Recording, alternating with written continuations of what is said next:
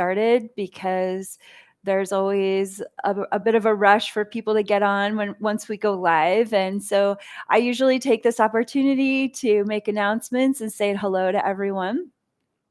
And I'm just so happy to be here with you. I'm happy to be wearing our latest. We have a new line of pendants, a new collection called the Divine Feminine Christ collection.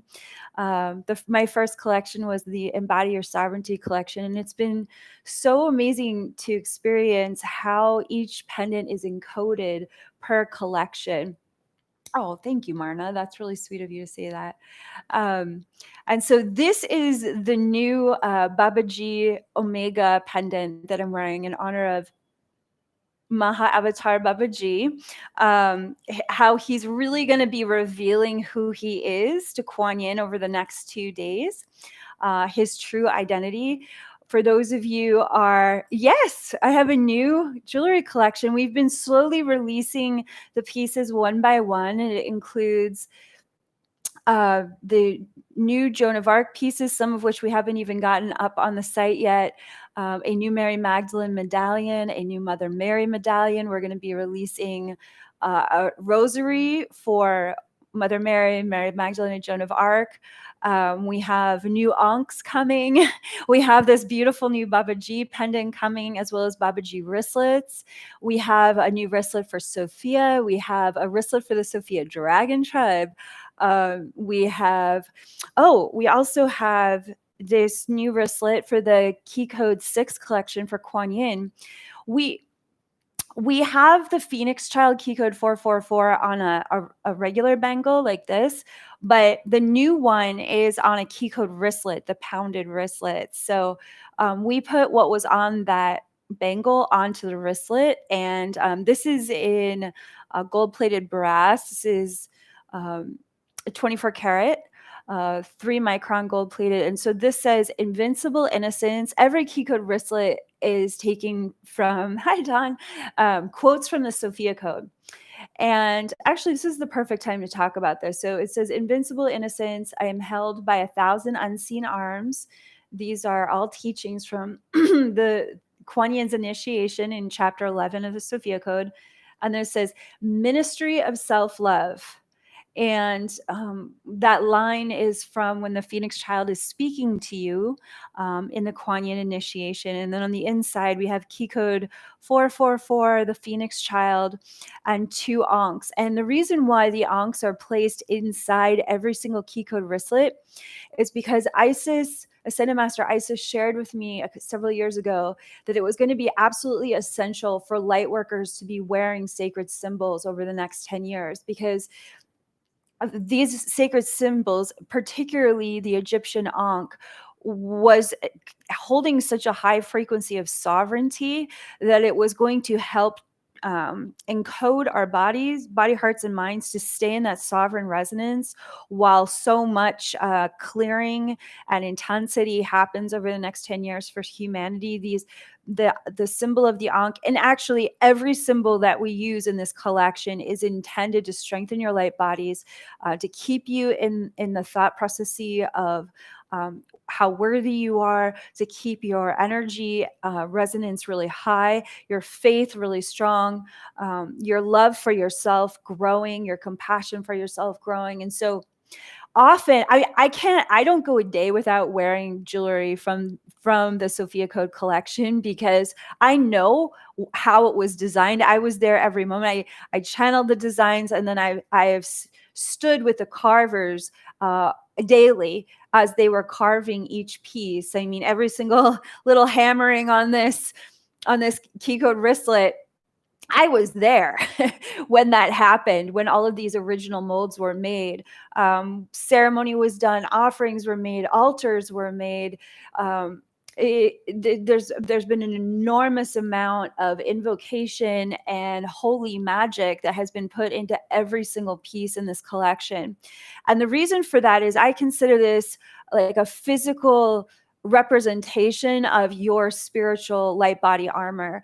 In Ephesians, we read of the Bible, put on the armor of God. And so everything that we are revealed in the Sophia Code is that the spiritual light bodies of your higher self is your armor. It is what keeps you in an invincible Christ light, so that you can be in this world, but not of this world, so that you can function from a really high consciousness, even as everyone else decides to choose whatever level of consciousness they want to be at. You can, through embodying your higher self, activating your divine genome, practicing what it's like to allow your ego structure to surrender into the Christ light of your higher self. That's a whole process that takes time to integrate. If anybody tells you otherwise, they're just selling you something, because everything I've experienced over my lifetime of deeper and deeper awakenings and deeper levels of service to the divine is that every activation cycle requires an integration cycle. So when you come into contact with the profound light of your own sovereign divinity, what's interesting is that the first thing the ego structure wants to do is run like hell from the heaven within you. And so this is why we created the mystery school. This is why I spent 7 years channeling the Sophia Code as a sacred text. It's why I went halfway across the world to oversee 2 collections of jewelry, which is actually Ascension technology, so that we would have very, very powerful tools and amulets and containers of consciousness to be able to train with the ascended masters and receive the angelic support that this technology anchors here on earth on our behalf. It's like every day when I get up, I say my prayers, I do my invocation, I do my meditations. And it's when I put this jewelry on that I really feel a whole nother level of locking in to what I know is true about reality. I have a lot of Vata energy and mostly air as a human being. I have a smaller sized body, and being a channel, I'm so sensitive. I feel like I could hear a pin drop in China most days. And when I wear this jewelry, I just feel the weight and the really the high quality of every piece that's made, just really helping me to embody, to remember that this golden dragon light body, my spiritual boundaries, my circle of light around me, is working. It is hard at work for me as I'm in this world. So it's just exciting to feel how the spiritual technology was designed and encoded to assist you in that process of really adjusting your mindset to identify that it's safe to embody your higher self. It's essential to embody your higher self.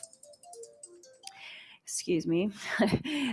And that your higher self light body technologies can interface with this jewelry as you're wearing it. So the other key code wristlet that I'm wearing is the key code 6 wristlet, and these are teachings directly from Quan Yin, Quan Yin's chapter, and it says, embody grace, quench the hearts of all beings with compassion, and let love flow. And then we have Quan Yin's name on the inside, key code 6 of the Sophia Code. So this, interestingly enough, so many of my passions for jewelry actually come from Isis and Quan Yin. And of course, Isis and Hathor from the Egyptian culture, which made jewelry, they're making jewelry with the understanding that precious metals can actually contain intentions and be used for helping us protect ourselves and expand ourselves and nurture ourselves, and to stand into our power. Like there's metaphysical properties in each precious metal that's working with your consciousness to help you stay in these very high frequency rays of creation. But with Quan Yin, we read in her passage, I think it was 2 days ago, how she would speak her prayers over the water, and then she would drink her answered prayers. So what's happening there? What's happening there is that water, as revealed by Dr. Emoto's work, who was a really powerful scientist as well as spiritual teacher from Japan, when you place words over water, when you speak words over water, when you put symbols over water, the power of water is that it will shape its consciousness to that intention. And so if you look at photographs of Dr. Emoto's work, he would place words over a glass of water and photograph the water under a microscope following his experiment. And the water would crystallize into these perfect sacred geometric structures. I think he, as a scientist, and as a metaphysical scientist, has done more for our consciousness than maybe any other scientist, because it's just currently, I just remember from myself personally, I'm a very visual person, and so that's why it made such an impact for me to feel the beauty, the power, the sacred geometry of these crystalline structures, in his photographs through a microscope. It was just like, oh my God, this is the power of prayer and intention and visualization that I've always felt for myself. But to see the water crystallizing according to not just the positive intentions and words that he would put over the water, but how water would also become chaotic and almost turned in against itself with negative thoughts and negative water. Now, how does that connect to jewelry? This conversation about the jewelry I designed. So these words are, when you wear this jewelry, these words and these teachings from the Sophia Code are they're literally impacting the water in your body. And as we all know, but very often forget, we are almost made entirely of water. You could think of yourself as a vessel that's simply walking around to carry water around the world. Like everywhere you go, you are mostly water. You need to drink water all day long, and you are releasing water into this world. So most of our existence involves being carriers of water. And that was really impressed upon me by my First Nations elders in the ceremonial training I did as a water woman in sacred ceremonies. And so every time you wear these key codes, every time these symbols are placed on your body, it's imprinting upon every cell in your body, the waters of your body, that you are ready to crystallize into the resonance of these teachings. So I'm just really excited to share that with you. I'm also wearing today, there's a divine feminine mother, or divine mother of protection set, and Quan Yin is included in that. And this is the pounded bangle, and it has her mantra, Om Mani Padme Hum, in it. And it also has a statement from her Karuna Compassion teachings, which is the definition of Karuna Compassion: to be so closely held by myself that no separation can remain within me. So it's just really special for me to share that with you. I'm excited that everyone's gathered. Please remember, we're doing the contest giveaway at the end of our call for our Sedona conference, which starts on July 31st. I'm getting really excited about the conference. Being back in Sedona, connecting with the vortices, and being able to really make my prayers there. I have such a big place in my heart for Sedona, and it's one of the most beautiful places in the world to go make your prayers and set your intentions and really open up to our connection with the earth. And I was thinking about this last night. I've received information about Sedona several years ago that I've never really publicly spoke about, other than at one conference in Sedona, I shared with some of our initiates there. And I'm thinking about, in the prayer of sharing more about that information during our live Sedona conference at the end of July, talking about, I'm still inside the prayer of it. So stay tuned for that announcement. And our Sedona conference is dedicated to the 8 key codes of the Sophia Code, which are revealed in section 2 of the sacred text. And so we'll be doing 8 master sessions, including multidimensional ceremonies for your higher self embodiment. There are teachings and there are activations that pour through me when I'm in Sedona. That's kind of so multidimensional. It's really reality bending. And I just love I just love being able to share that level of activation with our community, and that we can do that worldwide because we now have virtual access event passes to our Sedona conference. The remaining in-person seating that we have are reserved for those few seats left for VIP applications, because the Sedona VIP immersive follows our conference, and that's for it's my strongest leadership trainings container of the year. It's where we get to dance with the lightning of the Sophia dragons together in a curated learning environment that's limited to, at this time, I think we're limiting it to 18 people.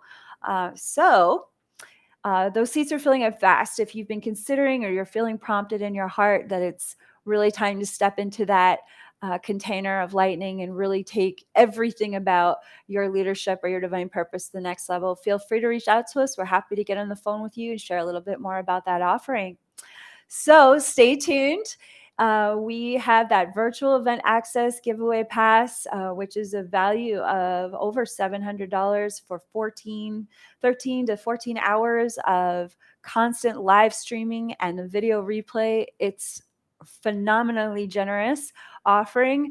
We've been doing a giveaway every single day because I just feel the depth of importance that as many people as possible can access this offering at the end of July. So be sure to write your city, our country, and your name in the live chat, and let's begin our time with Quan Yin together.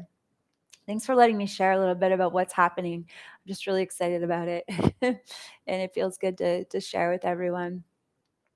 So for those of you who are new to the call, to our gathering, this is day 5 of Quan Yin, of 9 days of Quan Yin. And we are walking through chapter 11 of the Sophia Code. We're walking through Quan Yin's revelations that are written in her voice in the first person perspective of Quan Yin. And whenever you read Quan Yin's chapter out loud, what's happening is, number one, you're activating your own divine genome and your own higher self embodiment, because the resonance of your voice speaking this sacred text out loud has a profound impact on the waters of your body, on the resonance of your emotions and your mental awareness. And it invites the consciousness of your higher self to start to deepen and integrate within you in ways that you might not have been more as open to before reading these words out loud. Reading these words out loud is reading words that came directly from an ascended master. I spent years of my life just patiently, willingly listening and listening and listening until I got it right, every single word. And so, so when you step into that space, you're stepping into the same channeled resonance of how I was listening to Quan Yin and writing what she was saying down word for word. And then what happens is you begin to experience what reality was like from her perspective, through her eyes, from her heart. And from that perspective, because Kuan Yin deeply, just as all of these key codes do, so deeply values her human experience as the only vehicle to experience the level of ascension that she achieved as a divine feminine Christ figure. What's happening is, as you experience how she valued her journey, you begin to value your own human journey as a resource for your ascension that much more. It's like when we read someone else's story, we're able to come into a greater alignment with the momentum of our own story. It's like we are able to kind of learn how to accept ourselves a little bit more, maybe a whole lot more, as we drop into another person's story of survival as well as their story of success. We start to consider what's possible for us as well. I know that writing Kuan Yin's story was one of the greatest turning points of my life. And chapter 11 reads like a movie. And it will one day be made into a movie. I have no doubt about that. All of the key code chapters will be. But until that day, let's create the resonance of reading this beautiful story together, and watching the movie on the inner planes, because ultimately, no matter how beautiful a movie is made in this world, it'll never be as beautiful as you can see it on the inner planes.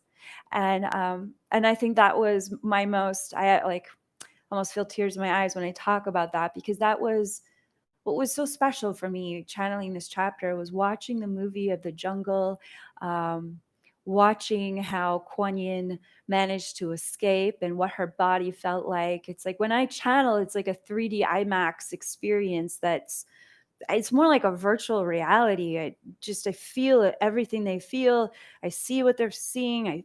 They're not in my body because I don't do that kind of channeling. It's hard to put into words. It's just so, it's like bilocation to another time. It's like they open the door and they say, come step inside this movie scene with us. And this was one of the most beautiful scenes, to be able to be there by the waterfall with her and Babaji, and to see the rainbow coming up, and to watch those cherry blossoms appear across the forest floor. And I just pray that when we read it together, that you can feel that same beauty and that same power of just how much she's sharing here with us.